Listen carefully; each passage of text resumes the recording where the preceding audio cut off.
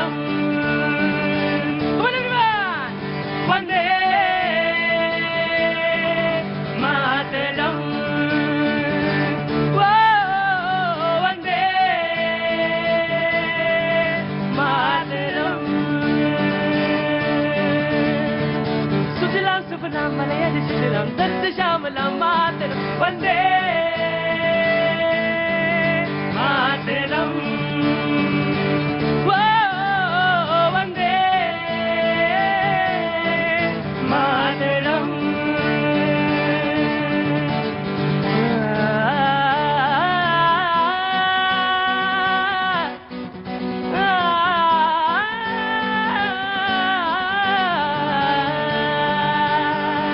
हमसे तुमसे मिलकर बना देश सारा, देश सारा। धर्म मजहब में यूं ना इसको बांटो, साझी संस्कृति से बना देश सारा, देश सारा। एक है हम सभी, एक ही राष्ट्र है हमारा। वंदे मातरम, वंदे मातरम, वो वंदे मातरम।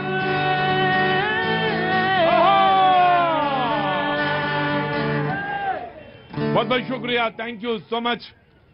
सैटरडे आज शनिवार को सबसे ज्यादा भीड़ होती है, तमाम सारे लोग आज सैटरडे में मुझे यहां पे मिलते हैं।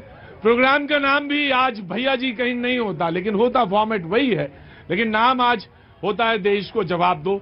हफ्ते की बड़ी खबर, अमूमन जो हफ्ते में चल रही है वो खबर, या वो तमाम सारे मुद्दे जिनको आप अक्सर इस हफ्ते में लगातार कहते रहे हैं या दोहराते रहे हैं, या वो बड़े सवाल हैं, उन तमाम सारे सवालों को लेकर मैं आज शनिवार को यहां कैनॉट प्लेस में एक बार फिर से आपके बीच में हाजिर हूं, तमाम सारी बातचीत करने के लिए, आपसे वो तमाम सारी बातचीत सुनने के लिए जो मुद्दे हैं, जो बातचीत है। अक्सर हो क्या रहा है आजकल कि डिबेट से बात शुरू होती है, बातचीत से बात शुरू होती है। मैंने तो हमेशा कहा कि मेरा प्रोग्राम जो है वो बातचीत वाला प्रोग्राम है, और होते होते यहां तक नौबत आ गई है आजकल कि बस पूछो ना, बस एक दूसरे को पकड़ के गिरा दें, मारे, क्या करें, बस ऊपर वाला जाने। ऊपर वाले की कृपा रही है कि इस प्रोग्राम में कोई नजर नहीं लगी है अभी तक, और मैं चाहता हूं ऐसा ना हो, क्योंकि मालूम है क्यों ऐसा नहीं हुआ, क्योंकि आप सारे लोग मौजूद रहते हैं यहां पे, क्योंकि आपका प्रेशर रहता है जनता का, तो सारे लोग ठीक ठाक तंदुरुस्त रहते हैं। आज भी बातचीत करेंगे, लेकिन मैं आज एक चाहता हूं एक छोटा सा एक्सपेरिमेंट करूं। मैं एक को खड़ा करूं, उसके बाद दूसरे को खड़ा करूं, तीसरे को खड़ा करूं, और इस बीच बीच में आपसे सारी चीजें सुनता रहूं, पूछता रहूं। ठीक है, चलेगा? जोर से बोलो भाई। बस जोर से, मैंने कहा जोर से मतलब जोर से होता है। बहुत बहुत शुक्रिया। मुझे लग रहा था कि गर्मी ज्यादा है। कहां से आना हुआ सर आपका? सर मैं काम के लिए आया था इधर। तो मैं यहाँ काम के लिए आए थे? यहाँ मेरा काम चलता है। काम था, हो गया काम? अच्छा, कहाँ से आना, कहाँ से हुआ था? मैं तो गाजियाबाद से ही हूँ सर। गाजियाबाद से हैं जी। क्या नाम हो गया आपका? मेरा प्रवीण भारद्वाज। प्रवीण भारद्वाज जी। तो प्रवीण जी, कुछ कहना है आपको? कोई बात कहनी है, सुनानी है? सर सुनानी यही है कि जो है भाई सुनो, देखो ऐसा नहीं, वरना शो में कोई जरूरत नहीं है, फिर तो तमाम सारे शो हो ही रहे जी। सर राजनीति तो चलती रहती है, लेकिन आपका ये चलता है जो बहुत अच्छा है कि मेरा भी चल ही रहा है, राजनीति चल रही, थोड़ा सा बस चूक जाओ तुम एक बार जी। हाँ, उत्कल दिवस 2022 उड़ीसा से हैं? ओ, उत्कल दिवस। सर नमस्कार। जय जगत सत्यमेव जयते। मैं पिछले 5 साल से पूरी देश में सत्यमेव जयते का प्रचार प्रसार कर रहा हूं, जो कि अखंड भारत वसुधैव कुटुंबकम के लिए एक मूल मंत्र है, जो अभी भारत सरकार ने भी ठान लिया है। आओ एक अर्थ एक नेशन करके हम लोग अखंड भारत वसुधैव कुटुंबकम बनाएंगे। तो उसी के लिए मैं नौकरी छोड़कर 2 साल से अभी घूम रहा हूं। अभी मैं पीएम ऑफिस में भी गया था, पिछले महीने में मैं आया था। सर यूपीएससी जो क्वेश्चन है उसमें भी नेशनल एम्बलम को लेकर एक क्वेश्चन है, वो question itself is wrong because there is no right answer in the option A B C D. तो मैंने 25 तारीख को यहीं पे ही कॉर्नर प्लेस में आपके प्रोग्राम होने के बाद में कुछ लोगों से बातचीत किया, तो उसमें से मुझे पता चला कि यूपीएससी क्वेश्चन में 26 तारीख को फिर से पीएम ऑफिस में, होम मिनिस्टर ऑफिस में, प्रेसिडेंट ऑफिस में और एक एप्लीकेशन दिया जो ग्रीवेंस में हुआ यूपीएससी से क्वेश्चन को रिव्यू करने के लिए।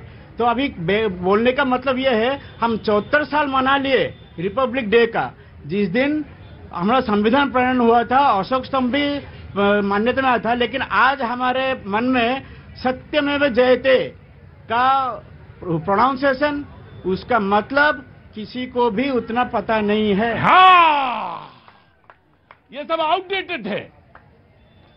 कहा किसी को किसको क्या लेना देना, इससे कोई मतलब ही नहीं है। होगा कठोपनिषद का लिया गया होगा वहां से, पर मतलब जी मैं आपका स्वागत करता हूं। आप वहां के नहीं, आपने नौकरी छोड़ी और देश के इस जबरदस्त काम में लगे हुए हैं। आपने दिखाया तो मुझे लगा कि कोई विशेष बात होगी। अंदर आइए और आप बगल में बैठिए। मैं आज का प्रोग्राम शुरू करता हूं। नीरज मिश्रा जी कांग्रेस का पक्ष रखने के लिए हमारे साथ मौजूद हैं, बहुत बहुत शुक्रिया। ऋषभ तिवारी जी बीजेपी का पक्ष रखने के लिए मौजूद हैं, बहुत बहुत शुक्रिया। गणेंद्र भारद्वाज जी आज हमारे साथ मौजूद हैं आम आदमी पार्टी का पक्ष रखने के लिए, बहुत बहुत शुक्रिया, thank you so much. Fazil Ahmad साहब मौजूद हैं, बहुत बहुत शुक्रिया, thank you so much. Ambar Zaidi समाज सेवा में लगी हुई हैं, बहुत बहुत शुक्रिया। राजनीतिक विश्लेषक हैं, बहुत बहुत शुक्रिया। जगदीश शर्मा जी राजनीतिक विश्लेषक हैं और डिबेट में आना शुरू किया है, कांग्रेस की विचारधारा से जुड़े हैं और हमारे साथ यहां पे मौजूद हैं, बहुत बहुत शुक्रिया, thank you so much. Surya Maithil ji अभी कुछ देर में आएंगे, जगह यहां नहीं है लेकिन अपनी जगह खुद बनाएंगे, बहुत बहुत शुक्रिया। रमनीश वस्त जी हमारे साथ आज मौजूद हैं, बहुत बहुत शुक्रिया। राजनीतिक विश्लेषक मोहम्मद रफी अता, नाम ही आपका इतना सुरीला है, बहुत बहुत शुक्रिया, थैंक यू सो मच। हमारे साथ मौजूद है, कांग्रेस से जुड़े हुए हैं, बहुत बहुत शुक्रिया। और दया शंकर जी हमारे साथ मौजूद हैं, बहुत बहुत शुक्रिया। लेकिन अगर आपकी इजाजत हो तो मैं आज एक शख्स को डिबेट का हिस्सा बनाना चाहता हूं और वो है ये ऑटो वाले भैया। अंदर आओ।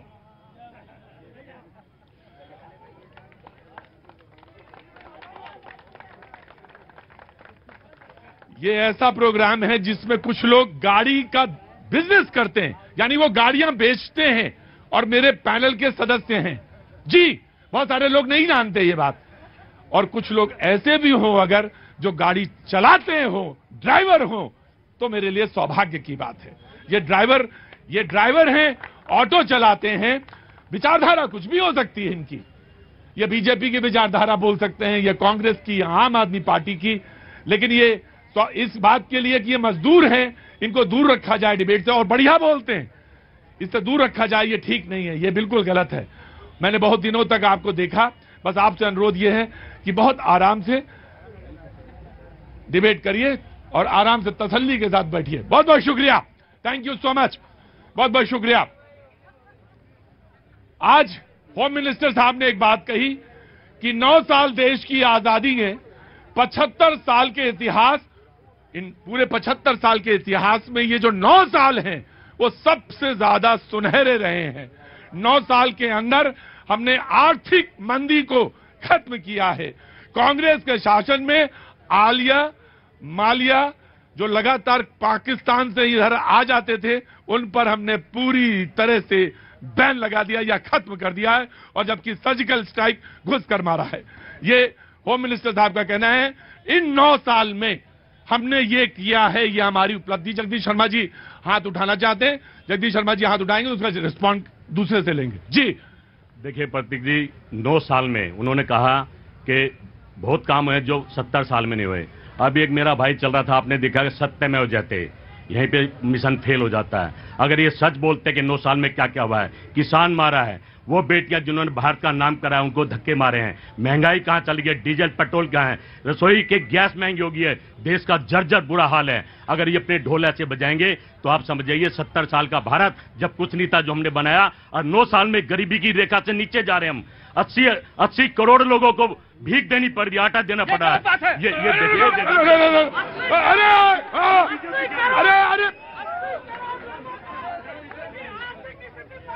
भाई रुको मेरे भाई, मेरे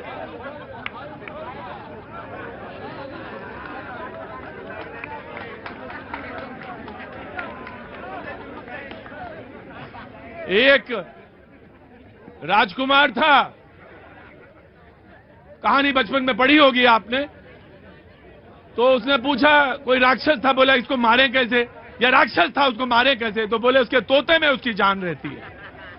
तो हमें मालूम है तुम्हारी जान कहां रहती है, मैंने तुरंत ऐसे कर लिया, आराम से।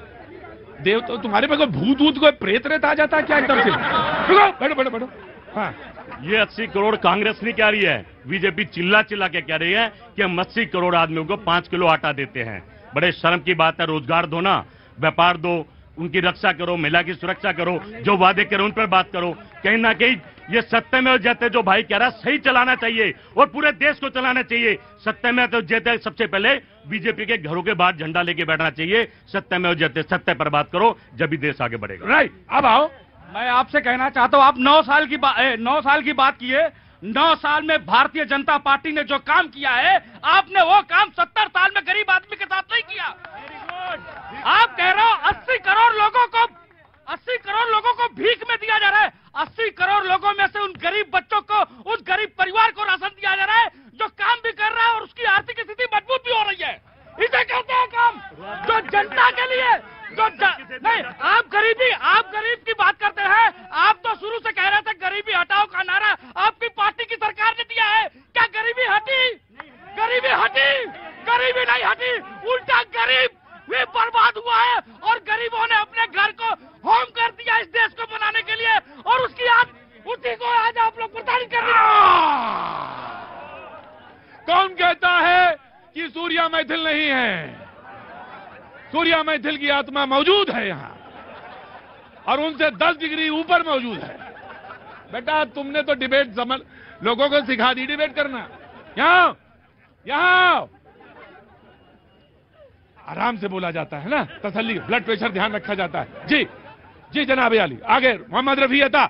इतने बोलने के बाद तो सुरीली आवाज आनी चाहिए। देखिए कितनी बढ़िया डिबेट चल रही मोहम्मद रफी अता।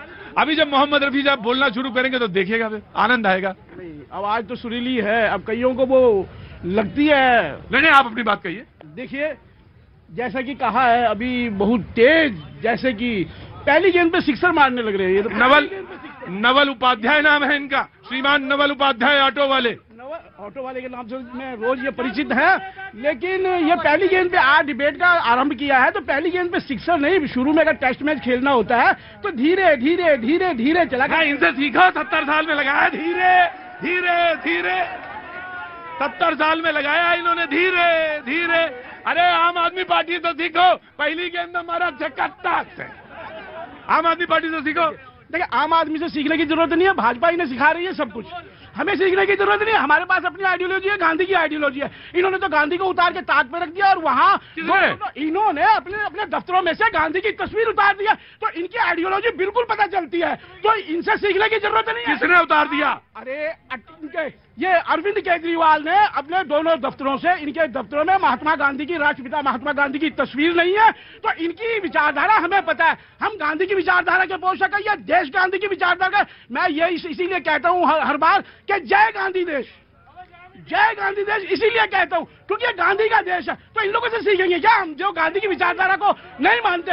और दूसरा ये बात है, जो विकास है इनका वो नजर आ रहा है भाई। अरे रुकिए ना यार, जो विकास है वो इनका नजर आ रहा है। 9 महीने, ये 9 साल में देखिए पहली बार ऐसा हुआ। अभी तक ब्रिजभूषण जो शरण सिंह है उसको बचाने के लिए पता नहीं कहां गोप में घुस गए हैं, कहां ये घुस गए हैं, बिना कोई सामने नहीं आ रहा भारतीय जनता पार्टी का नेता। अरे बलात्कार के इल्जाम लग रहे हैं उन पे, यौन शोषण के इल्जाम। मैंने कहा था अभी कुछ देर में मोहम्मद रफी अता साहब बोलेंगे, बहुत अच्छा नहीं, इकोनॉमी में आपसे पूछेंगे। पहला आक्रमण किया इन्होंने आम आदमी पार्टी पे, दूसरा आक्रमण किया बीजेपी पे मोहम्मद रफी अता ने। डिबेट को ऐसे ही चलाएंगे, जिसका हाथ ऊपर होगा उससे मैं पूछता भी चला जाऊंगा 1-1-1। जी जनाब, पहले आम आदमी पार्टी, घनेंद्र भारद्वाज। देखिए प्रतीक जी, 9 साल से भारतीय जनता पार्टी की, मोदी जी की सरकार देश में, 9 साल पहले बहुत बड़े बड़े वायदों के साथ ये देश में आए थे। आपसे इन्होंने कहा कि आपने तस्वीर उतार के रख दी। देखिए, कांग्रेस की बात मैं बाद में करूंगा, पहले भारतीय जनता पार्टी। आपको ये लायक ही नहीं मान रहे कि आपका जवाब दिया जाए। गजब है भाई आम आदमी पार्टी। देखिए प्रतीक जी, ना ये राइट इन्हीं के पास है। देखिए प्रतीक जी, कांग्रेस की मैं इसलिए कह रहा हूं कि कांग्रेस दिल्ली के अंदर वो समझ में नहीं आ रहा आम आदमी पार्टी का 23 को जाएंगे कि नहीं जाएंगे, कुछ गड़बड़ है कुछ। देखिए प्रतीक जी, मैं पहले ये कह दूं कि 9 साल पहले इनकी सरकार आई थी।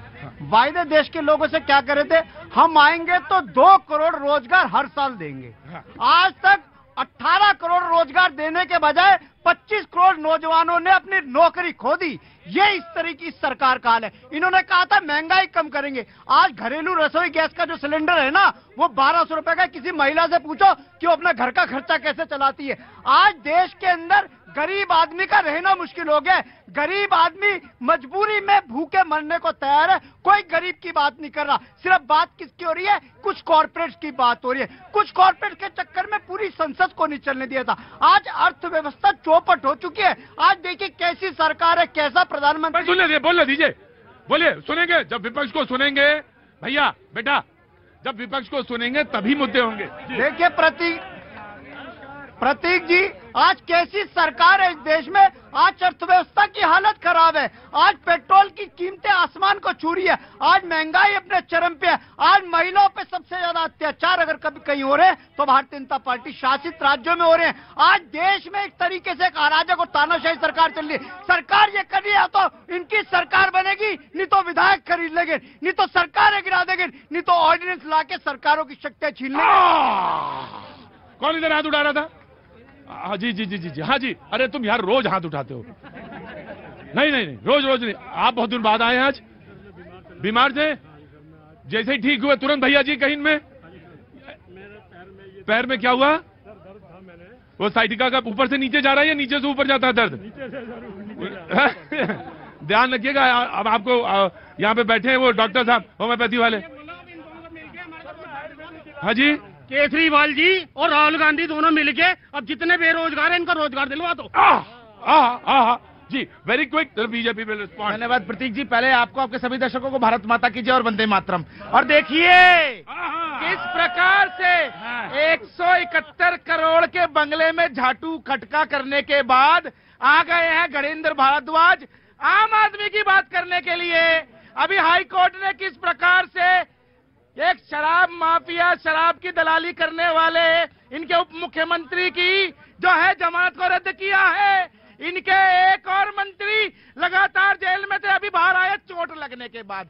और किस प्रकार से अरविंद केजरीवाल जी खड़े होकर ड्रामा कर रहे थे वो दुनिया ने देखा। लेकिन मैं पूछना चाहता हूं एक बात, ये बताएं जरा, लंबी चौड़ी बातें करने से पहले दिल्ली के घरों में साफ पानी कब देंगे, दिल्ली के अंदर सही बसें कब देंगे, और उसके अलावा मैं पूछना चाहता हूं, मार दो हमको, गला दबा दो मेरा।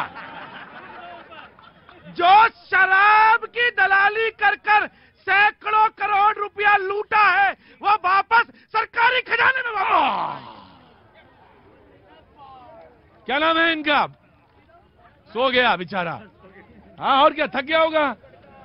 मैं आपको सिर्फ एक ही नसीहत दूंगा, एक ही नसीहत, इसलिए कि उम्र में बड़ा हूं, इसलिए मैं कह सकता हूं कि बोलने से पहले 4 सेकंड सांस लिया करिए और फिर सोचा करिए, फिर बोलना शुरू किया करिए। जी प्रतीक जी, सूर्य जी ने अपने रिमार्क में 4 बार दलाली शब्द का उपयोग करा। क्या यह सही है?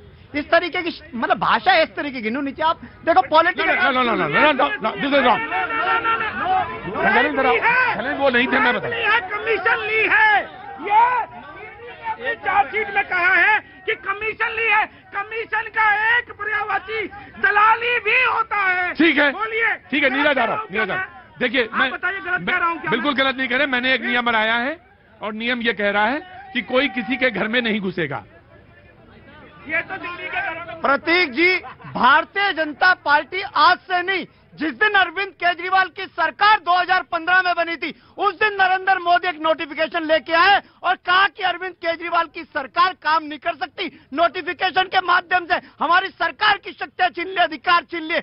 8 साल हमने सुप्रीम कोर्ट में लड़ाई लड़ी, 5 जजों की कॉन्स्टिट्यूशनल बेंच बैठती है, सीजीआई उसकी अगुवाई करते हैं और कहते हैं कि दिल्ली की चुनी सरकार के पास सारी शक्ति, सारे अधिकार हैं और ये रात को एक काला अध्यादेश लेके आते हैं और अरविंद केजरीवाल की सरकार की शक्ति छीन लेते हैं। कल अरविंद केजरीवाल इस तानाशाही अध्यादेश के खिलाफ रामलीला मैदान में एक विशाल रैली कर रहे हैं। दिल्ली के घर घर से लोग आएंगे मोदी जी को संदेश देने कि मोदी जी आप हमारी फ्री बिजली, फ्री पानी नहीं रोक सकते, नहीं रोक सकते, महिलाओं की बस यात्रा नहीं रोक सकते, बुजुर्गों की तीर्थ यात्रा नहीं रोक सकते। वेरी गुड भाई, प्लीज गणेंद्र जी रुको। गणेंद्र जी हमने एक नियम बनाया है और वो नियम सब पे लागू होता है, आप पे भी। बीच में नहीं बोलेंगे जब नहीं नो। गणेंद्र जी काला अध्यादेश कैसे कह सकते हैं, ये पूछना चाहता हूँ, ये बताइए पहले। मैं पूछूंगा, ये सवाल होगा, लेकिन आप आराम से। Congress will come and then BJP will. जी प्रतीक जी, पिछले 9 साल में विपक्ष की पार्टियों से और नेताओं से बहुत सवाल पूछे गए और आज मैं इनसे वो सवाल नहीं पूछूंगा कि ये कैसे आर्थिक मोर्चे पर शून्य वाली सरकार है, कैसे नैतिकता के मोर्चे पर यह शून्य वाली सरकार है। आज मैं संपादकों की जो पसंदीदा बात है कि भाजपा कैसे इलेक्शन जीतने वाली मशीन है, उसका विश्लेषण कर देता हूं आपकी जनता के लिए। 24। हाँ बेटा आ रहा हूं। तुम ऐसा करो, थोड़ा जामुन के पेड़ पे बैठ के आओ। ये तो खोपड़ी पे खड़े, वहां जामुन पेड़ पे चले जाओ। यार आओ ना, इधर आओ। सफेद एकदम बढ़िया टी शर्ट पहन के आए, इधर आओ, पहचान में तुरंत आ रहे हो। प्रतीक जी देखिए, मैं अपने जो बात रखूंगा वो प्रफुल्ल केतकर जी ने, जो आरएसएस का मुखपत्र है, ऑर्गेनाइजर। भाई ध्यान देंगे तो अभी काम चलेगा, वरना तो डिबेट में तो हो ही नहीं सब। तो प्रफुल्ल केतकर जी ने कहा है कि मोदी का जो करिश्मा है उसके बलबूते पर 2024 जो है वो जीता नहीं जा सकता। ये आरएसएस के मुख्य पत्र में लिखा है। अब देखिए सबसे बड़ी बात क्या है, मोदी जी और भाजपा के लिए 3 पहलू ऐसे थे जो उनके फेवर में काम करते थे। पहला था उनकी विचारधारा, जिसे वो हिंदुत्व कहते थे। हिंदुत्व का क्या हाल हुआ, क्योंकि वो फर्जी हिंदुत्व था, वो कर्नाटक की जनता ने बता दिया कि आपने जब बजरंग बली को वहां डाला तो बजरंग बली ने, चिरंजीवी बजरंग बली ने इनकी कमर तोड़ दी। दूसरा जो मुद्दा था जिस पे भाजपा और मोदी जी का करिश्मा चलता था, वो था राष्ट्रवाद। इस देश के अंदर सत्यपाल मलिक जो गवर्नर थे जम्मू कश्मीर के, इनके बनाए हुए, उनके सवाल आज भी जिंदा हैं कि किस लिए जो कश्मीर में आतंकी हमला हुआ उसके पीछे जिम्मेदार कौन था। हमारे सैनिकों को आपने विमान क्यों नहीं दिया, ये सवाल आज भी जिंदा है। और तीसरा प्रतीक जी, सबसे मजेदार बात यह है कि जो राहुल गांधी जी की भारत जोड़ो यात्रा थी ना, वो भारत जोड़ो यात्रा ने वो फूल जो था इनका, जो मुरझाए जा रहा था, अब उसके ऊपर नमक और डाल दिया है कि वो मुरझाने के बाद गलकर सड़कर वही गलकर सड़कर मरकर। जी क्या बात है। कहाँ जाना हुआ आपका?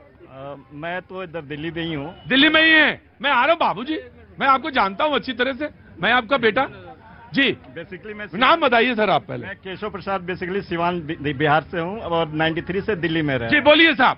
मैं ये बेसिकली ये कहना चाह रहा हूँ कि कभी केजरीवाल जी की कोई शिकायत करता है, कभी मोदी जी की शिकायत। जो बेसिक इंफ्रास्ट्रक्चर दिल्ली की जो कहानी है वो बहुत ही खराब हो चुकी है। यहाँ गंदा पानी आ रहा है, बिजली का तो शीला दीक्षित के टाइम से ही अच्छा है, बट गंदा पानी, सीवर की समस्या है।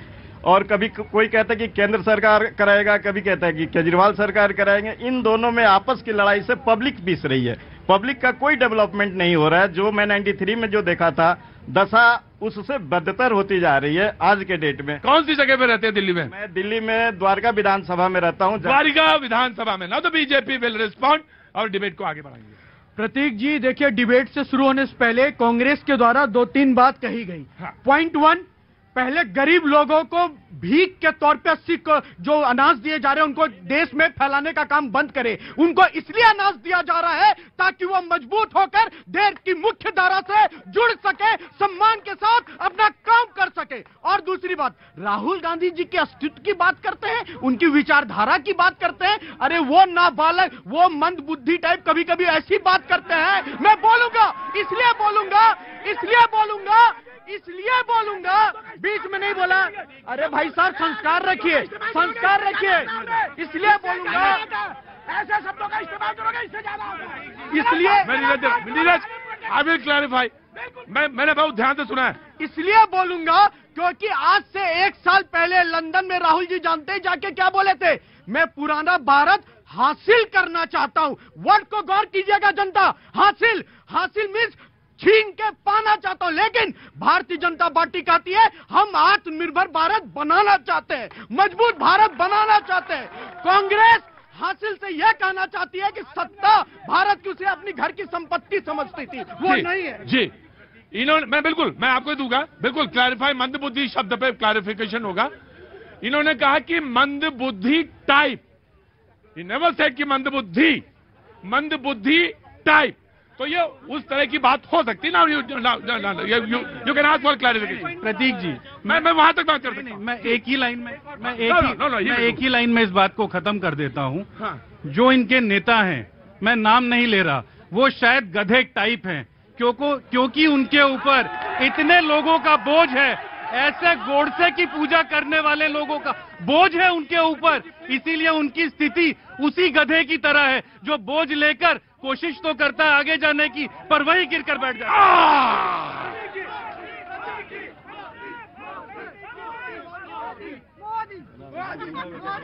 आया, of course, this is you started, so the reply will come. अब मैं आपको बता रहा हूं, इन्होंने बहुत अच्छा उदाहरण दिया। राहुल गांधी जी, सोनिया गांधी जी टाइटल गांधी है।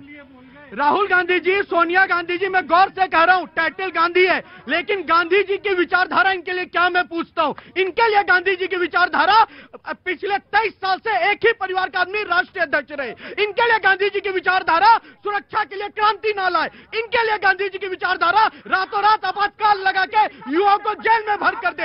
इनके लिए गांधी जी की विचारधारा एक परिवार डिसाइड करे प्रधानमंत्री कौन रहेगा। इनके लिए गांधी जी की विचारधारा केवल सत्ता में राहुल गांधी, सोनिया गांधी कैसे आ जाए, ये इसकी विचारधारा है। लेकिन भारतीय जनता पार्टी का एक एक कार्यकर्ता चाहता है भारत को विश्व गुरु बनाए, इसलिए दिन रात आंख बंद करके रखना, खुले ना रखना। कहां से आना हुआ आपका? बिहार में कहां से? जमुई जिला। कुछ कहना चाह रही हैं? क्यों, क्या कहो, डरा? बिहार का कोई डरने की बात थोड़ी ना है। हाँ? वो खड़े हैं, कहाँ खड़े हैं? अच्छा, आप बोलेंगे? और घर में तो वो बोलती हैं, आप सुनते हैं। बाहर यहाँ के दिखा रहे हैं, हाथी के दांत कुछ, खाने कुछ, दिखाने कुछ। क्या नाम है? रवि रंजन तिवारी। वेट करिए, वक्त छोड़ दे ब्रेक का, ब्रेक के बाद।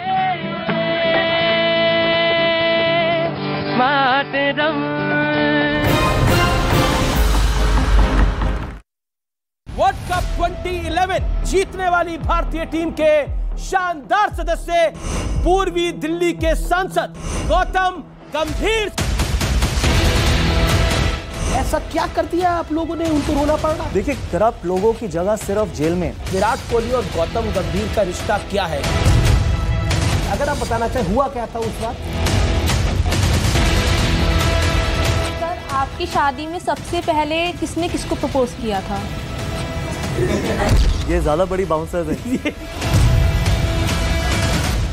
समुद्री इलाके में HMS डिफेंडर की गश्त और बढ़ा दी। इधर राजस्थान के अलवर में एक रिहायशी इलाके में बाघ दिखने के बाद हड़कंप मच गया। जिस इलाके में बाघ दिखा वो सरिस्का टाइगर रिजर्व के पास है। रिहायशी इलाके में बाघ के घूमने के कुछ वीडियो भी सामने आए, जिनमें वो बाघ घरों के पीछे बनी नहर की दीवार पर टहलता नजर आया। वीडियो में वो बार बार उस दीवार पर एक से दूसरे छोर की तरफ टहलता दिखा। पास के मकान में रहने वाली एक महिला ने बताया कि जंगल से आने के बाद बाघ काफी देर तक उस दीवार पर चलता रहा। ऊपर जा रही थी तो मैंने देखा, फिर हमारे घर डॉगी है तो उसकी तरफ देख रहा था, उसको अंदर किया मैंने। बाद में उस महिला ने इसकी जानकारी आसपास के लोगों को दी, जिसके बाद कुछ लोगों ने शोर मचाना शुरू कर दिया। इसका असर यह हुआ कि वो बाघ जंगल की तरफ भाग गया। करीब 1 महीने पहले भी जंगल के पास मौजूद एक मंदिर के पास बाघ देखा गया था और एक बार फिर इसी तरह की घटना सामने आने के बाद वहां दहशत फैल गई। इस बीच दिल्ली में लॉरेंस बिश्नोई और कपिल गैंग के 2 शार्प शूटरों को क्राइम ब्रांच की टीम ने मुठभेड़ के बाद गिरफ्तार कर लिया। पुलिस के मुताबिक दोनों शूटर किसी बड़ी वारदात को अंजाम देने की फिराक में थे। और इन दोनों शार्प शूटरों पर दिल्ली बीजेपी के एक नेता की हत्या का आरोप है, जिसकी वजह से दिल्ली पुलिस की क्राइम ब्रांच की टीम लगातार सर्च ऑपरेशन चला रही थी। और जैसे ही पुलिस को इन दोनों के बारे में सूचना मिली, पुलिस एक्शन में आई और उन्हें पकड़ने के लिए उनका पीछा करने लगी। लेकिन पुलिस को आता देख दोनों ने उन पर फायरिंग कर दी, जिसके जवाब में पुलिस ने भी फायरिंग की और इन दोनों आरोपियों को गिरफ्तार कर लिया। नीरज भवानिया गैंग का एक बड़ा गैंगस्टर है, उसका मर्डर करने के लिए दिल्ली आए हुए थे। पुलिस ने बताया कि इन दोनों शूटरों पर कई केस दर्ज हैं और मुठभेड़ के बाद इनके पास से जिगाना पिस्तौल भी बरामद हुई। वहीं आरोप है कि इन दोनों आरोपियों ने ही अतीक के शूटरों को जिगाना पिस्तौल दी थी, जिससे अतीक अहमद की हत्या हुई थी। उधर झारखंड के धनबाद में एक अवैध कोयला खदान ढहने की वजह से दर्दनाक हादसा हो गया, जिसमें दबने से करीब 3 लोगों की मौत हो गई, जबकि कई लोग गंभीर रूप से घायल हो गए। बताया गया कि खदान से कोयला निकालने का काम चल रहा था, तभी अचानक तेज आवाज हुई और खदान ढह गई और कोयला खदान में काम करने वाले कई लोग इसमें दब गए, जिससे वहां चीख पुकार मच गई। जिसकी जानकारी मिलते ही पुलिस के साथ सीआईएसएफ की टीम खदान पर पहुंची और वहां रेस्क्यू ऑपरेशन चलाया। इस दौरान खदान में फंसे कई घायल लोगों को बाहर निकाला गया और उन्हें अस्पताल पहुंचाया गया, लेकिन खदान में दबने से कुछ लोगों की मौत हो गई। बताया गया कि धनबाद के झरिया इलाके में धड़ल्ले से कोयले का अवैध कारोबार किया जा रहा था। यहाँ के जितने भी कोयला का चोर है जो रोज तहसीली करते हैं, उस पर अविलंब एफआईआर दर्ज हो। वहीं इस घटना के बाद आसपास के लोगों ने प्रशासन के खिलाफ नाराजगी जताई और मृतकों के परिवारों के लिए मुआवजे की मांग की। इधर मध्य प्रदेश के उज्जैन में एक 4 साल की बच्ची को अगवा कर उसकी हत्या करने का मामला सामने आया। परिवार ने दावा किया कि बच्ची अपने घर के बाहर से खेलते खेलते गायब हो गई, जिसके बाद पुलिस ने करीब 2 दिन बाद बच्ची का शव नाले से बरामद किया। बच्ची की पोस्टमार्टम रिपोर्ट के मुताबिक उसकी हत्या मुंह दबाकर की गई और बाद में उसे एक बोरे में भरकर नाले में फेंक दिया गया, जिसका आरोप बच्चों के पड़ोस में रहने वाले एक परिवार पर है। जिसके बाद पुलिस ने 4 लोगों के खिलाफ केस दर्ज कर लिया और मामले की जांच में जुट गई। 4 संदेहियों को जो पड़ोसी हैं उनको कस्टडी में लिया गया है, निरंतर उनसे पूछताछ की जा रही है। पुलिस के मुताबिक बच्ची को घर के बाहर से पड़ोस में रहने वाले एक लड़के ने किडनैप किया और फिर मां, बहन और बहन के दोस्त ने पहले बच्ची का मुंह दबाकर उसकी हत्या की, फिर उसका शव नाले में फेंक दिया, जिसका जिक्र पुलिस ने बच्ची की पोस्टमार्टम रिपोर्ट के आधार पर किया। अगले साल 24 फरवरी को शुरू हुआ रूस और यूक्रेन का युद्ध वक्त बीतने के साथ ही खतरनाक होता जा रहा है, क्योंकि 3 रोज पहले खैरसॉन में बांध पर हुए हमले के बाद भी वहां बमों के धमाके थम नहीं रहे, जबकि बांध फूटने की वजह से खैरसॉन का ज्यादातर इलाका बाढ़ जैसे हालात से जूझ रहा है। इस बीच यूक्रेन ने आरोप लगाया कि रूस ने बाढ़ से बचने के लिए खैरसॉन छोड़ रहे लोगों पर 24 घंटे के अंदर करीब 40 से ज्यादा हमले किए, जिससे वहां कुछ लोगों की मौत हो गई। जानकारी के मुताबिक ये सभी लोग खैरसॉन के नोवा कोकोवका बांध के टूटने के बाद वहां से निकलने की कोशिश में लगे थे, लेकिन इससे पहले कि वो बाढ़ग्रस्त इलाके से निकल पाते, रूस ने उन्हें निशाने पर ले लिया। खैरसॉन के गवर्नर ने आरोप लगाया कि रूस ने पिछले 24 घंटों में वहां 40 से ज्यादा हमले किए, जिससे वहां 2 लोगों की जान तक चली गई। खैरसॉन के नोवा कोकोवका बांध पर मंगलवार को इतना जबरदस्त हमला हुआ था कि वो फूट गया था। इस हमले के बाद वहां के हजारों लोगों पर बाढ़ का खतरा मंडरा रहा था, जिसके बाद वो लोग खतरे वाली जगह से दूर जाने की कोशिश में थे। यूक्रेन का आरोप है कि रूस ने इसी मौके का फायदा उठाकर उन लोगों पर बम बरसाया, जिसकी वजह से कई लोगों की जान पर बनाई। लेकिन दूसरी तरफ इसी बांध के पास रेस्क्यू में जुटे जवानों पर हुए हमले का आरोप रूस ने यूक्रेन पर लगा दिया। एक दिन पहले जेलेंस्की ने दावा किया था कि रूसी सैनिकों ने राहत और बचाव दल में जुटे उनके लोगों को निशाने पर लिया था, लेकिन रूस ने जेलेंस्की के इस दावे को झूठा बताते हुए यह आरोप लगाया कि बचाव दल के लोगों पर जो हमले हुए उसका जिम्मेदार रूस नहीं बल्कि यूक्रेन था, जिसने रूस को बदनाम करने के इरादे से बाढ़ प्रभावित इलाके में राहत और बचाव दल के लोगों को निशाने पर लिया और उसका इल्जाम रूस के सिर पर मढ़ने की साजिश रची। रूस का आरोप है कि यूक्रेन ने राहत काम में जुटे उसके कई सैनिकों पर गोलियां दागी, जबकि एक दिन पहले जेलेंस्की ने आरोप लगाया था कि हमला रूसी सेना ने किया है और उनके निशाने पर यूक्रेन के सैनिक थे। पर रूस ने यूक्रेन के आरोप को झूठा बताते हुए उल्टा उसे ही कटघरे में खड़ा कर दिया। उधर पश्चिमी मीडिया ने दावा किया कि रूस ने क्राइमिया के ऊपर उड़ रहे अपने ड्रोन को यूक्रेन का ड्रोन समझकर मार गिराया। काला सागर के किनारे बसा क्राइमिया 2014 से पहले यूक्रेन का हिस्सा था, लेकिन उसके बाद से इस पर रूस का कब्जा है। और पश्चिमी मीडिया का दावा है कि कुछ रोज पहले ही जेलेंस्की ने अमेरिका के दम पर क्राइमिया को रूस से छीनने की कसम खाई थी। इसी वजह से पिछले कुछ महीनों से क्राइमिया यूक्रेन की सेना के निशाने पर है। तो वहीं पश्चिमी मीडिया के मुताबिक यूक्रेन के इन हमलों से डरकर पुतिन ने क्राइमिया की सुरक्षा में अपनी पूरी ताकत झोंक दी। इसी दौरान पुतिन की फौज ने क्राइमिया पर उड़ रहे एक ड्रोन को मार गिराया। रूस का दावा था कि यह ड्रोन यूक्रेन की सेना का है, लेकिन जब इसकी तस्वीरें सामने आई तो रूस की पूरी पोल खुल गई, क्योंकि जिस ड्रोन को गिराया गया वो ईरान का मोहाजिर 6 ड्रोन निकला, जिसका इस्तेमाल रूस कई बार यूक्रेन पर हमला करने के लिए कर चुका है। एक मस्जिद में इमाम की पिटाई का वीडियो वायरल हो गया। बताया गया कि मस्जिद में लोगों को नमाज पढ़ाने और चंदा जमा करने पर विवाद चल रहा था। इस बीच एक आदमी नमाज पढ़ रहे लोगों के बीच घुसा और इमाम को घसीटने लगा, जिसके बाद वहां मौजूद लोगों ने उसे रोकने की कोशिश की, लेकिन वो नहीं रुका और इमाम को पीटता रहा। वीडियो में देखा गया कि मस्जिद में नमाज चल रही थी। इस बीच एक आदमी लोगों के बीच घुसा और इमाम को पकड़कर उसके साथ बदसलूकी करने लगा, जिसे देखकर आसपास के लोग खड़े हो गए और उसे रोकने लगे, लेकिन वो आदमी पूरी ताकत से भीड़ के बीच में इमाम को मारता रहा। इस दौरान उस आदमी ने इमाम पर जमकर लात घूंसे बरसाए, जिसका वीडियो सोशल मीडिया पर वायरल हो गया। बताया गया कि जिस वक्त ये घटना हुई उस वक्त मस्जिद में कुल 20 से 25 लोग मौजूद थे। इस बीच ब्रिटेन की नौसेना ने दावा किया कि रूस के जंगी जहाज ब्रिटेन की समुद्री सीमा में देखे गए और जानकारी दी कि रूस के 3 जंगी जहाज ब्रिटेन की समुद्री सीमा में घुस गए। यूक्रेन के साथ जंग के बाद रूस की अमेरिका और उसके सहयोगी देशों से दुश्मनी बढ़ गई और ब्रिटेन भी उन देशों में शामिल है, क्योंकि ब्रिटेन खुलकर कह चुका है कि जब तक जंग खत्म नहीं होगी वो यूक्रेन का साथ देगा। यानी ब्रिटेन भी अमेरिका की तरह रूस का जानी दुश्मन बन गया। और ब्रिटेन की नौसेना के नए दावे ने दोनों देशों की दुश्मनी की आग में घी डाल दिया, क्योंकि ब्रिटेन की रॉयल नेवी ने अपनी समुद्री सीमा में रूस के 3 जंगी जहाज देखने का दावा किया। ब्रिटेन की नौसेना ने जानकारी दी कि उसके HMS डिफेंडर ने रूस के जंगी जहाजों को अपनी सीमा में मंडराते देखा, क्योंकि ब्रिटेन का ये जंगी जहाज न सिर्फ जंग लड़ सकता है बल्कि समुद्री लुटेरों और जासूसी जहाजों को भी पकड़ सकता है। ब्रिटेन ने दावा किया कि उसके इसी हाईटेक जहाज ने रूस के जहाजों का पता लगाया और यूक्रेन जंग के बाद तो ब्रिटेन ने अपने समुद्री इलाके में HMS डिफेंडर की गश्त और बढ़ा दी। इधर राजस्थान के अलवर में एक रिहायशी इलाके में बाघ दिखने के बाद हड़कंप मच गया। जिस इलाके में बाघ दिखा वो सरिस्का टाइगर रिजर्व के पास है। रिहायशी इलाके में बाघ के घूमने के कुछ वीडियो भी सामने आए, जिनमें वो बाघ घरों के पीछे बनी नहर की दीवार पर टहलता नजर आया। वीडियो में वो बार बार उस दीवार पर एक से दूसरे छोर की तरफ टहलता दिखा। पास के मकान में रहने वाली एक महिला ने बताया कि जंगल से आने के बाद बाघ काफी देर तक उस दीवार पर चलता रहा। ऊपर जा रही थी तो मैंने देखा, फिर हमारे घर डॉगी है तो उसकी तरफ देख रहा था, उसको अंदर किया मैंने। बाद में उस महिला ने इसकी गृह मंत्री अमित शाह ने महाराष्ट्र के नांदेड़ में सचखंड गुरुद्वारा साहिब में टेका मत्था। नांदेड़ में जनसभा को भी संबोधित करेंगे अमित शाह। शरद पवार ने किया एनसीपी में बड़े बदलाव का ऐलान। सुप्रिया सुले और प्रफुल्ल पटेल बनाए गए एनसीपी के कार्यकारी अध्यक्ष। अजीत पवार को कोई बड़ी जिम्मेदारी नहीं। गुजरात के सूरत और पोरबंदर में आईएस के खुरासान मॉड्यूल का पर्दाफाश। देश से भागने की कोशिश कर रहे 3 आतंकवादियों को गुजरात एटीएस ने गिरफ्तार किया। पूछताछ में 2 संदिग्ध भी गिरफ्तार। लेकिन पुलिस को आता देख दोनों ने उन पर फायरिंग कर दी, जिसके जवाब में पुलिस ने भी फायरिंग की और इन दोनों आरोपियों को गिरफ्तार कर लिया। नीरज भवानिया गैंग का एक बड़ा गैंगस्टर है, उसका मर्डर करने के लिए दिल्ली आए हुए थे। पुलिस ने बताया कि इन दोनों शूटरों पर कई केस दर्ज हैं और मुठभेड़ के बाद इनके पास से जिगाना पिस्तौल भी बरामद हुई। वहीं आरोप है कि इन दोनों आरोपियों ने ही अतीक के शूटरों को जिगाना पिस्तौल दी थी, जिससे अतीक अहमद की हत्या हुई थी। उधर झारखंड के धनबाद में एक अवैध कोयला खदान ढहने की वजह से दर्दनाक हादसा हो गया, जिसमें दबने से करीब 3 लोगों की मौत हो गई, जबकि कई लोग गंभीर रूप से घायल हो गए। बताया गया कि खदान से कोयला निकालने का काम चल रहा था, तभी अचानक तेज आवाज हुई और खदान ढह गई और कोयला खदान में काम करने वाले कई लोग इसमें दब गए, जिससे वहां चीख पुकार मच गई। जिसकी जानकारी मिलते ही पुलिस के साथ सीआईएसएफ की टीम खदान पर पहुंची और वहां रेस्क्यू ऑपरेशन चलाया। इस दौरान खदान में फंसे कई घायल लोगों को बाहर निकाला गया और उन्हें अस्पताल पहुंचाया गया, लेकिन खदान में दबने से कुछ लोगों की मौत हो गई। बताया गया कि धनबाद के झरिया इलाके में धड़ल्ले से कोयले का अवैध कारोबार किया जा रहा था।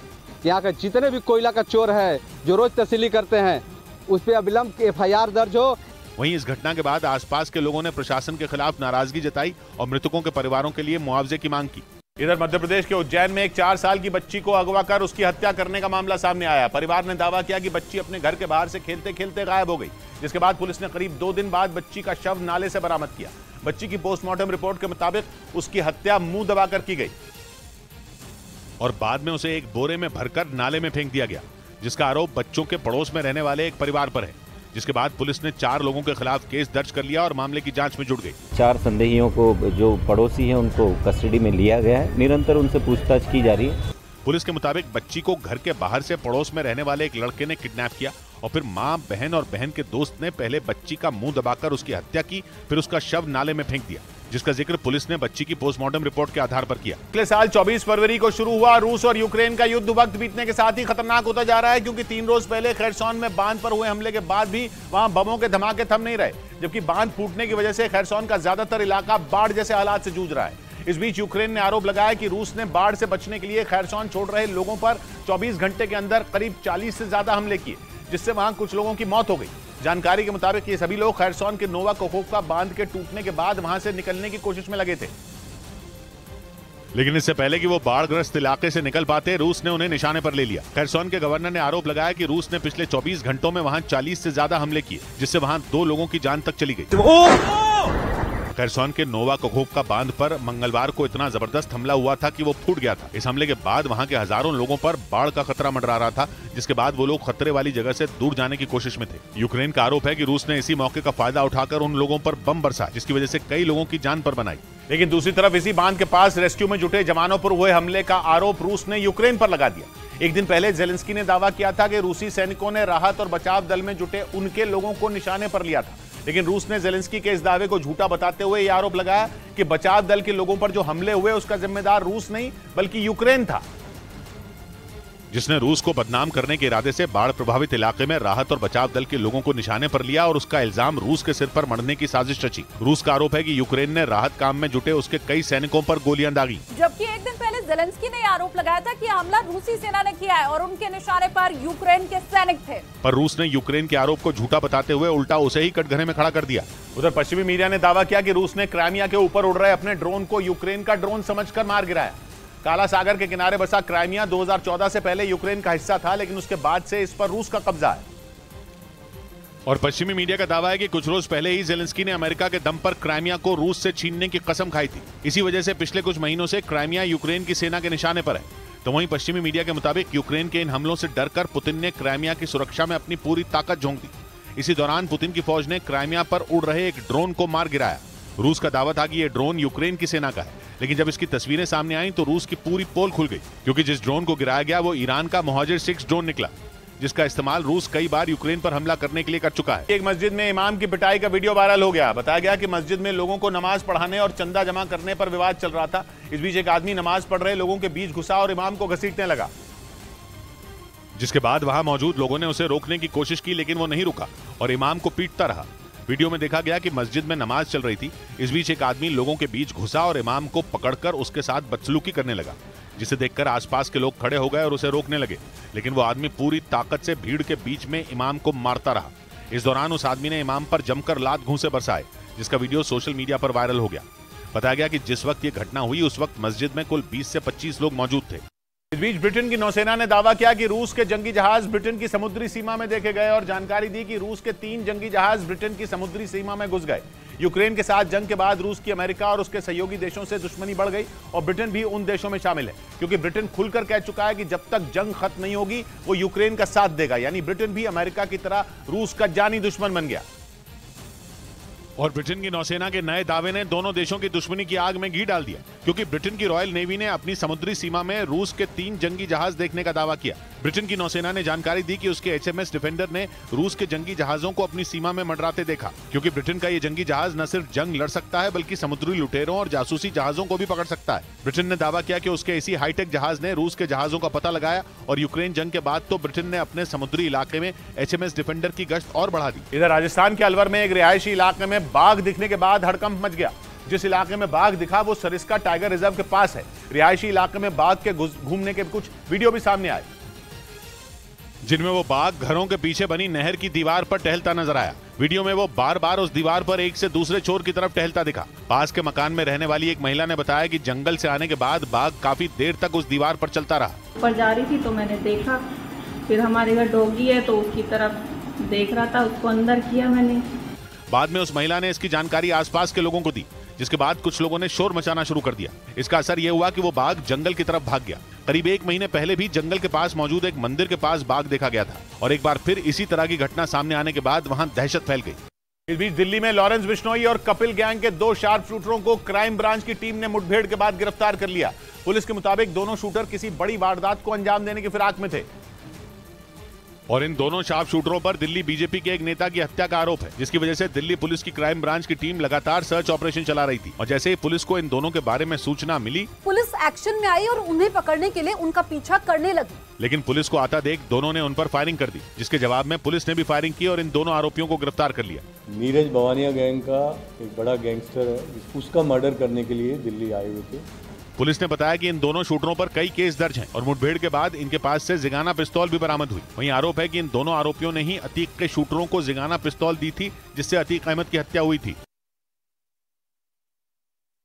उधर झारखंड के धनबाद में एक अवैध कोयला खदान ढहने की वजह से दर्दनाक हादसा हो गया, जिसमें दबने से करीब 3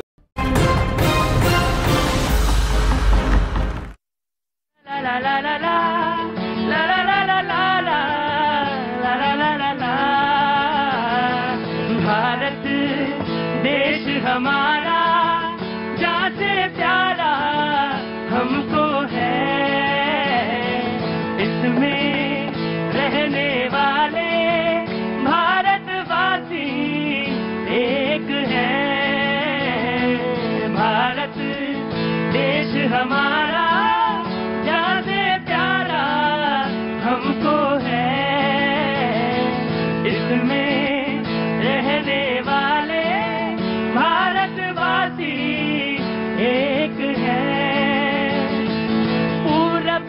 पश्चिम, उत्तर से दक्षिण, भाषा को है इसमें समाए।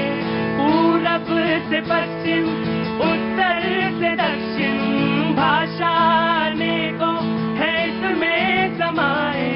फिर भी सबके सपने, दिल की धड़कन एक है।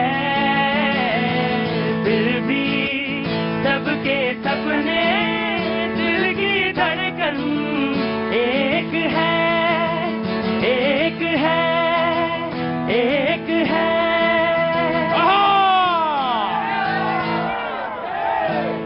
बहुत बहुत शुक्रिया, थैंक यू सो मच। आज सैटरडे देश को जवाब दो प्रोग्राम का नाम, बहुत बहुत शुक्रिया, थैंक यू सो मच। तमाम वो बच्चे जो छोटे हैं उनका स्वागत है, तमाम से युवा जिनके अपने सपने हैं उनका स्वागत भी है, सैल्यूट भी है। उन सबके सपने पूरे हो। मुझसे किसी ने कहा अभी कुछ देर पहले कि डिबेट का टॉपिक क्या है समझ में नहीं आता, कि कोई कुछ बोलता है कोई कुछ बोलता। मैंने कहा कि कैसे समझ में आएगा, आपके अपना टॉपिक क्या है, आपके अपने सपने क्या हैं आपके। जैसे किसी ने कहा आपकी बात क्या है, मुझे जानना चाहता हूं मैं, आपकी बात क्या है, बोलिए। मेरा केस चल रहा है एक्सीडेंट का, और मैंने आपको कुछ बातें लिख के भी बताई हैं। क्या है, क्या बात कहना चाहती हैं आप? कि मैं जिंदा हूँ। मैं जिंदा हूँ। और आप हैं कौन? सुशांत सिंह राजपूत। नहीं सुना आप लोगों ने, किसी ने नहीं सुना। हाँ जी, सुशांत सिंह राजपूत। मैं आपकी भावनाओं का कद्र करता हूं, सैल्यूट करता हूं, बहुत बहुत प्रणाम करता हूं कि गए हुए उसको समय हो गया, लेकिन आप कहती हैं कि नहीं मैं वो हूं। जी मैं ठीक है, ठीक है।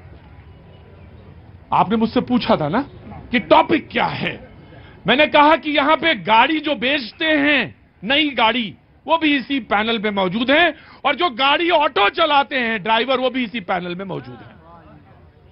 वही द ड्राइवर, वो भी मौजूद है। इस देश में मुख्तलिफ लोग रहते हैं, तरह तरह के डिफरेंट लोग रहते हैं। आपका क्या समस्या है? हमारी समस्या है ये केजरीवाल जी ने हमारा 120 रुपए का घर का बिल आता था वो माफ कर दिया, और हमारे लड़के की दुकान का 200 रुपए का बिल आता था वो 400 रुपए का, बंद दुकान का भी 400 रुपए का बिल आता है। केजरीवाल ने हमारे से कहा था कि भाई हम ये तुम्हारे जुर्माने बंद करा देंगे, रेहड़ी पटरी वालों को हमारी सरकार बनते के साथ ही क्या नाम है तुम्हारे को लाइसेंस दे देंगे। ये सारी समस्या कहाँ है रेहड़ी पटरी आपकी? हमारी दरियागंज चौक के। एक कहता है कि मैं दोबारा फिर से जिंदा हुआ हूं, एक कहता है कि मैं गाड़ियां बेचता हूं, एक कहता है कि मैं गाड़ियां चलाता हूं, एक पूछता है मुझसे कि बताइए मैं क्या सब्जेक्ट रखूं। अब आप तय करिए। मैंने कहा आपका अपना सपना क्या है? हाँ बिल्कुल आप कहिए, जरूर कहिए, बिल्कुल कहिए, लेकिन मैं डिबेट को भी शुरू करना चाहूंगा क्योंकि 45 हो चुका है। जी क्या नाम है साहब? मेरा नाम राजकुमार गुप्ता है। राजकुमार गुप्ता जी, कहाँ से आना हुआ? कहाँ से आना हुआ? गुड़गांव से आना हुआ। अरे कहाँ से आना, मतलब दोबारा तो दोहरा के बोलते हैं क्या? क्या काम करते हैं? छोड़िए क्या काम करते हैं।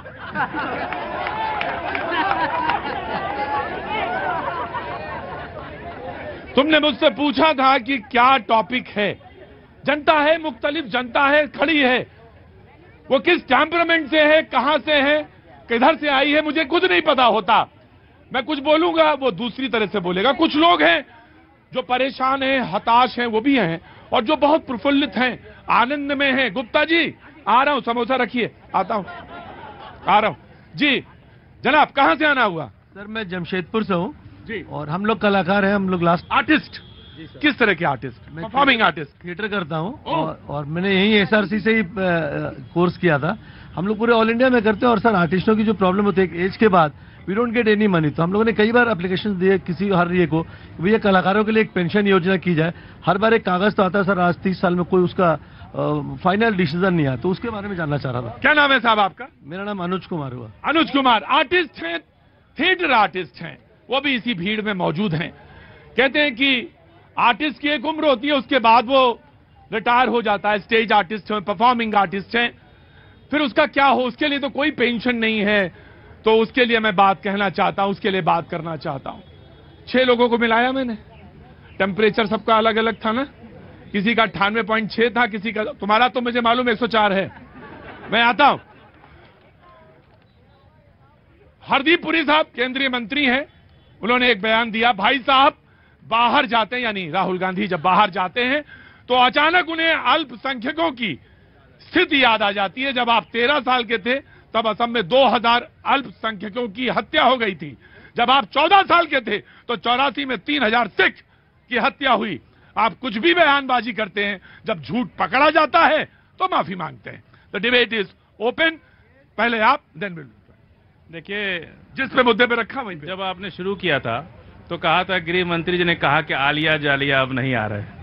1 करोड़ लोग श्रीलंका से तमिलनाडु में आ चुके हैं पिछले 2 साल के अंदर, इलीगल इमिग्रेंट्स। उस पर बात नहीं होगी कि नहीं? आपके पास ये आंकड़ा है कि 1 लाख आ रहा है? सरकार नहीं बोल रही है क्योंकि वो मुसलमान नहीं है। सब मुसलमान होते तब तो एक भी नहीं भी होता तो बोलते।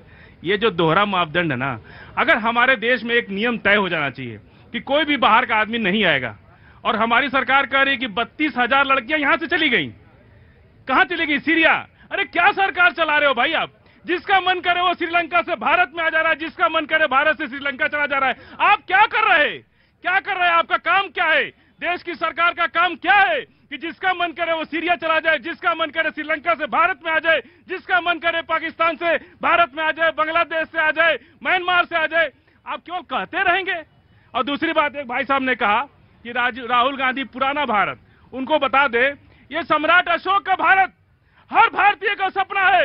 अखंड भारत हर भारतीय का सपना है। अफगानिस्तान से लेके और ईरान तक की सीमा भारत की होनी चाहिए। उस अखंड भारत का सपना हम भी देखते हैं, और भाजपा के लोग भी देखते हैं, और कांग्रेस के लोग देखते हैं। भारत का हर नागरिक का ये सपना है कि भारत फिर से अशोक सम्राट अशोक का भारत बन जाए। जय हिंद। वाह, ये जो अखंड भारत वाला है ना सपना, बहुत सारे लोग अगर लगातार देख रहे हैं, 3-4 दिन से कई लोग देख रहे हैं। हाँ, इसीलिए बोला, सभी देखते हैं, अच्छी बात है। देखिए देखिए, अच्छी बात है। देखिए प्रतीक जी, 50 मिनट से मैं बहुत अच्छा। एक मिनट, मोहम्मद रफी था, बिल्कुल। देखिए, ईरान में भी हिंदी गाने बजेंगे, परेशान ना होइए। 50 मिनट से मैंने बहुत सब्र से अपनी बारी का इंतजार किया है, तो मैं उम्मीद करती हूँ कि कोई नहीं बोलेगा, नहीं करेगा जी। एक कहावत है, नीम हकीम खतरे जान। नीम हकीम खतरे जान जी। तो अभी भाई साहब ने बातें कही कि 32-35 हजार लड़कियों को भेज दिया गया, चली गई। आपने कहा भेज दिया गया, कान भी खोल के रखिए, अकल के साथ कान भी बंद हो गए क्या? भेज दिए गए। वो इसीलिए तो मैंने कहा कि नीम हकीम खतरे जान। किसी ने ये नहीं कहा गया कि 35,000 लड़कियां आईएसआई में सेक्स स्लेवरी के लिए भेजी गई। आप पहले, जब आपको अगर किसी मुद्दे की इन डेप्थ नॉलेज ना हो तो डिबेट में हल्ला करने के लिए ना आया कीजिए। बात ये है कि मैंने आपसे कहा था मैं नहीं बोलूंगी इस तरह से। नहीं भाई, देखिए भाई, ऐसा नहीं करते इसको। एक बात मैं कह रहा हूं कि दूसरी डिबेट्स में चलता है, यहां नहीं चलेगा। कि बिल्कुल बीच में मत बोलिए, मैंने सबको नियम दिया। जी देखिए मोहम्मद रफी आता, इधर देखिए। मोहम्मद रफी बैठिए, मोहम्मद रफी जी बैठिए। अरे मोहम्मद रफी तो यहाँ है, बैठिए। सूर्या महफिल, और तुम भी बैठो सूर्या महफिल के बगल में, और थोड़ा सीखो सूर्या महफिल से कैसे डिबेट की जाती है।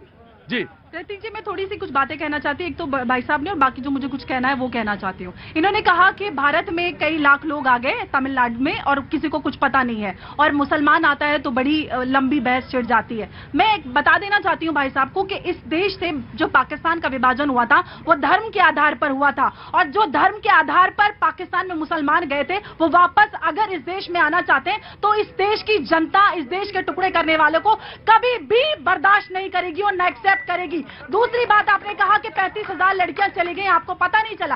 35,000 वो लड़कियां हैं जिनको लव जिहाद का शिकार बनाया गया, और उनको हर साल कई हजार आंकड़े आते हैं। भाई साहब बाद में बोलिएगा, आप बहुत सीख रहे थे, मैं नहीं बोली ना, तमीज सीख ली, तो छोटों से भी थोड़ी। मोहम्मद रफी आता, नंबर लग सकता, कांग्रेस का प्रेसिडेंट तुम भी बन सकते हो। बैठो जल्दी, चुपचाप बैठो। तो ये लव जिहाद का मुद्दा है। बैठो मोहम्मद रफी, बैठो। जानकारी ना हो तो इस तरह से बड़े बड़े गोले नहीं बनाने चाहिए। दूसरी बात, राहुल गांधी की बात हो रही है, राहुल गांधी की विचारधारा पे बात हो रही है। राहुल गांधी बहुत बड़ी विचारधारा की बात करते हैं। राहुल गांधी की वही स्थिति है जो आज इमरान खान की है, पाकिस्तान के पूर्व प्रधानमंत्री। वो नहीं, आप सुन लीजिए ना, मैं उसका किस तरह से आपको तुलना करके बता देती हूँ। आर्मी की मदद से वो आगे शासन में, जब शासन से बाहर हुए तो जनता को भड़काना शुरू कर दिया फिर से समर्थन हासिल करने के लिए। वही राजस्थान वही राहुल गांधी करते हैं। सत्ता में वापस आने के लिए वो इस देश में हिंदुओं को टारगेट करते हैं, देश को बदनाम करते हैं, तुष्टीकरण करते हैं, मोहब्बत की दुकान खोलने की बात करते हैं। मोहब्बत की दुकान में प्रतीक जी आपसे सवाल है, क्या क्या मिलता है? समानता, करुणता और इंसाफ के लिए बराबर संघर्ष। और उनकी मोहब्बत की दुकान में क्या मिलता है? तुष्टीकरण, हिंदुओं के खिलाफ हिंसा और हिंदुत्व और भगवा आतंकवाद की बात, इस देश को बदनामी, तुष्टीकरण और रेवड़ी की राजनीति। मैं आ रहा, बिल्कुल। Congress will respond and then BJP. हाँ, एक मिनट नीरज आप ही देंगे, इसके बाद आपका नंबर है। प्रतीक जी, क्या भारत का लोकतंत्र पाकिस्तान की तरह कमजोर है? और ये क्या कहना चाहती हैं कि कांग्रेस पार्टी के नेता आर्मी का सहारा लेकर 70 साल में इतने 60 सालों तक क्या सत्ता पर बैठे? क्या इतने कमजोर लोकतंत्र की बात करती हैं? इनको बोलिए इतिहास पढ़ें, क्योंकि इनके साथ समस्या वही है, वो शॉर्ट टर्म एमनीशिया होता है ना प्रतीक जी। 2014 से पहले ना बारिश होती थी, ना हवा चलती थी और खाना तो कोई खाता ही नहीं था। तो प्रतीक जी समझाइए इनको। जी मैं आ रहा जी। प्रतीक जी, इन्होंने 2014 से पहले की बात कही, मैं बता दूं 2014 और 9 साल की बात करता हूं। 9 साल में भारत इतना बदला है कि आज एक ऑटो चलाने वाला भी साथ में बैठ के डिबेट करता है।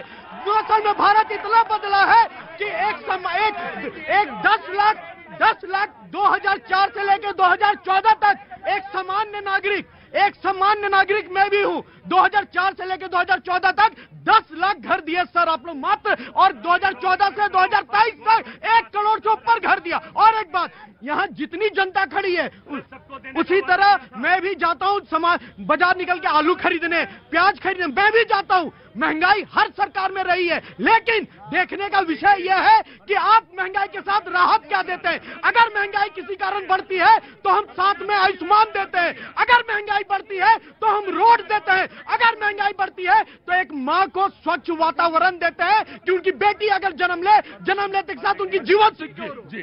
प्रतीक जी, ये वही वाली सरकार चल रही है जो सरकार ये कहती है कि प्याज महंगे हो गए तो प्याज खाना छोड़ दो, रोटी अगर आटा महंगा हो गया 40 रुपए किलो तो रोटी खाना छोड़ दो। आज भी आपने मौका दिया, उसको भी क्रेडिट ले गए, ये भी मोदी जी ने करा। ऑटो चालक यहाँ बैठ के डिबेट करे, ये भी मोदी जी ने करा। किस तरीके के लोग हैं, कैसी पीआर की सरकार चलाते हैं, सब लोग अंदाजा लगा सकते हैं। गणेंद्र भारद्वाज बोल रहे थे आम आदमी पार्टी के। अब आ गया नंबर रमनीश जी का। जी रमनीश जी। भैया जी, अभी कुछ देर पहले अखंड भारत की बात हो रही थी। अखंड भारत की परिकल्पना जो है पूरा भारत कर रहा है, भारत के नागरिक कर रहे हैं, प्रधानमंत्री मोदी जी सुनिश्चित करेंगे इसको। उसके बाद फिर बात हो रही थी विचारधारा की। कौन सी विचारधारा? भाई ध्यान से विचार